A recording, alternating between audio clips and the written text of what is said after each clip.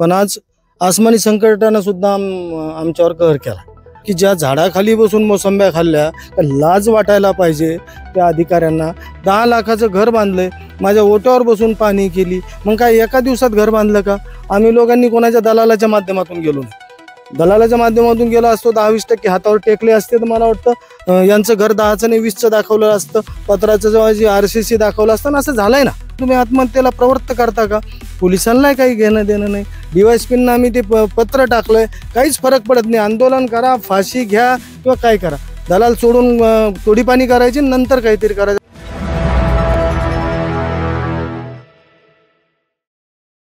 नमस्कार मित्रांनो, जालना नांदेड समृद्धीसाठी जे आंदोलन सुरू आहे, धरणे आंदोलन देण्यात येत आहे, देवमूर्ती येतं त्याचा आज 3रा दिवस रखरखत्या उन्हात देखील आंदोलन सुरू होतं आणि दुपारनंतर वातावरण बदललं आणि अवकाळी पाऊस आणि गारपीट देखील झाली, पण आंदोलनकर्ते कणभरही मागे झाले नाही। आणि जे वातावरणात बदल झाला, हाच बदल आता प्रशासनात होईल का ही विचारणा देखील आता होत आहे। पुढे काय भूमिका राहणार या धरणे आंदोलनाची आपण जाणून घेऊया। जे आंदोलनाचं नेतृत्व करतात आता काय भूमिका ठेवणार आहे, खरंच शासनावर फरक पडतोय का? कारण इतक्या पावसात देखील आंदोलनकर्ते मागे हटत नाही, पण शासनाला काही पाझर फुटेना, आतापर्यंत त्यांच्या हृदयाला काही पाझर फुटत नाही। आज बघितलं असेल तुम्ही, आज 3रा दिवस आंदोलनाचा। शासन प्रशासनरूपी सुलतानी संकट आमच्यावर घोंगावतंय म्हणून आम्ही भर उन्हात या उपोषणाला आंदोलनाला बसलो। पण आज आसमानी संकटानं सुद्धा आमच्यावर कहर केला। आता हे जे शेतकरी यांचा जीव लागला गावाकडं, चारा भिजला असेल का, माल भिजला असेल का, जनावर झोडपले गेले असेल का, अशाही परिस्थितीत ते इथं बसलेत की आता तिकडं जाऊ नये काय नाही, इकडं जाऊ नये काय नाही, तिकडं आड इकडं विहीर असं झालेलं आहे। आणि आज आता माझं वैयक्तिक तर सांगायचा विषयच नाही राहिला। रोज जसे जसे शेतकरी याच्यात सामील होतात, आता हे म्हणतात की ज्या झाडाखाली बसून मोसंब्या खाल्ल्या तर लाज वाटायला पाहिजे त्या अधिकाऱ्यांना। मोसंबीचं झाड 5 वर्षाचं झाल्यानंतर फळ येतं, मग ज्यावेळेस तुम्ही संयुक्त पाहणी केली याच्या अधिसूचनेनंतर महिन्या 2 महिन्यात, त्यावेळेस मोसंब्या आल्या, म्हणजे त्याच्यापूर्वीचं झाड हे बिलकुल कोणा ज्योतिषाला सांगायची गरज नाही। बगर याचे झाले की यांच्या डिग्र्याच तपासल्या पाहिजे। माझं आधी म्हणणं आहे की यांच्या डिग्र्या तपासा, नंतर जसं ते संबंधित शेतकरी म्हणतात की अंमली पदार्थाच्या अंमलाखाली काम करत होते का, काम करतायत का, याचा सुद्धा जिल्हाधिकाऱ्यांनी, पालकमंत्र्यांनी, आमदार खोतकरांनी शोध घेतला पाहिजे। राहिलं दुसरं, हे शेतकरी सांगतात की माझ्या ओट्यावर बसले, 10 लाखाचं घर बांधलंय, माझ्या ओट्यावर बसून पाणी केली, मग काय एका दिवसात घर बांधलं का? जुनं घर आहे। आणि मग कुणालाही अक्कल असते, जो शिकलेला सवरलेला माणूस आहे, ज्याला थोडंफार लिहिता वाचता येतं, त्याला समजतंय की जुनं घर आहे का कसं आहे, मग त्याच्यात तुम्ही का धरलं नाही? या लाचखोरांचं एकच मला दिसतंय, काय झालं, आम्ही लोकांनी कोणाच्या दलालाच्या माध्यमातून गेलो नाही। दलालाच्या माध्यमातून गेलो असतो 10-20% हातावर टेकले असते तर मला वाटतं यांचं घर 10चं नाही 20चं दाखवलं असतं, पत्राचं जेव्हा RCC दाखवलं असतं ना। असं झालंय ना।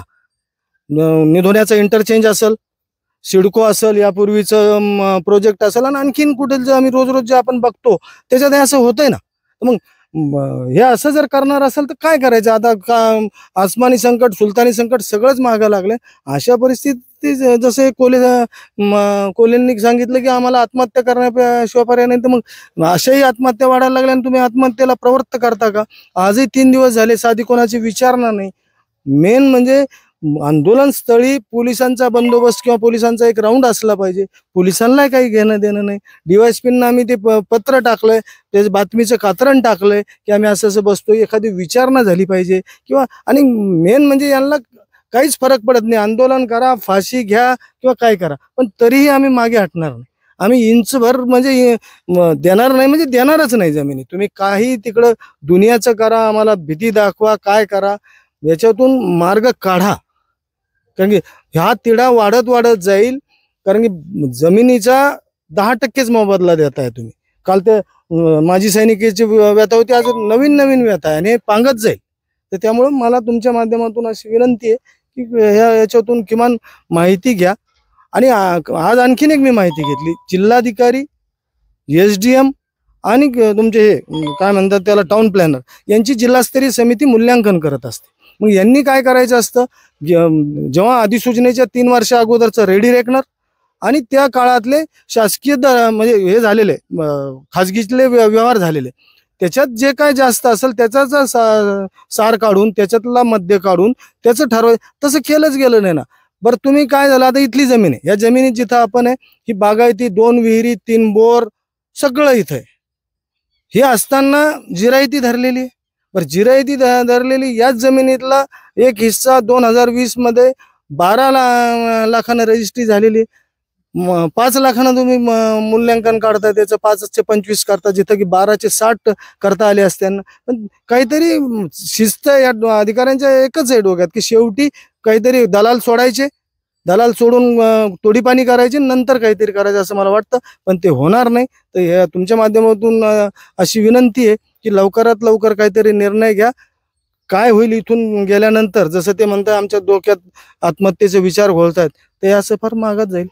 एकूणच जर आपण बघितलं, आंदोलनकर्ते आज 3ऱ्या दिवशी देखील धरणे आंदोलन करत आहे. हळूहळू यांची भूमिका बदलणार आणि त्यांची आता मानसिकतेत बदल व्हायला सुरुवात झालेली आहे. आज दुपारी जसा पाऊस पडला तर त्यांचं मन हे शेतात लागलेलं होतं, पण शेवटी तो शेतच हे हिसकावून घेत आहेत, त्याच्यासाठी ते आंदोलन करतायत. त्याच्यामुळे ते इथंच थांबले. आता शेवटी त्यांच्या पुढं पर्याय काय राहणार म्हणून आंदोलनकर्त्यांनी उद्या चालून आत्महत्या करण्यास हेच लोक आपल्याला प्रवृत्त करत आहेत. ज्या झाडाच्या मोसुंब्या खाल्ल्या तेच झाड आज नोटीसमध्ये धरत नाही. ज्या ओट्यावर बसून त्यांनी पाणी पिलं ते घर सुद्धा त्यांना आज नोटीसमध्ये दाखवत नाही. 10-20% हे लोक काही करत आहे का, हा प्रश्न निर्माण होत आहे. आणि जनतेनं देखील विचार केला पाहिजे की हे जेव्हा शेतकरी इतक्या उन्हात आंदोलन करतात, ते भर पावसात इथं थांबतात, ते आपल्या जी माय म्हणतो आपण, जी जमीन कसतात त्याच्यासाठी भांडतात, ते खरंच त्यांचं खरं काय खोटं काय हे इथं येऊन तपासलं पाहिजे. पोलीस प्रशासन देखील झोपलेलं आहे का? इथं एखादा अनुचित प्रकार घडला तर त्याला जिम्मेदार कोणाला धरावं आणि या पापाचा बाप कोणाला म्हणावं, असं म्हणायची वेळ यावेळी आलेली आहे. मी अनुप राठी, आपण पाहतात पार्श्वभूमी डिजिटल.